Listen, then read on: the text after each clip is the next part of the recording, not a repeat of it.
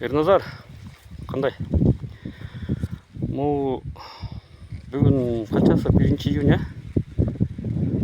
21 апрельде тігілген 618 ПЛ. Ондай белден өтіп қалды. Бар ұшындай да 1.40-қа. Онда уже қара көкті ПЛ 618. Азыр 200 квадратынан карбамид беріп суғатты баштадым сумыла деп. Тиги жатта 10 гектар бұл жер. 2 бала суғарып атат. Мындай жүгөрү.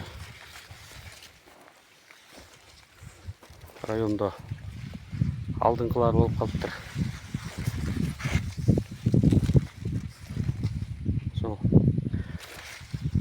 Агрикола комплекс анан энергетик менен 2 жолу листовой бердим карбамидтин астында. Буюрса жакшы деп берди окшойт. Ошонун күчү же кандай?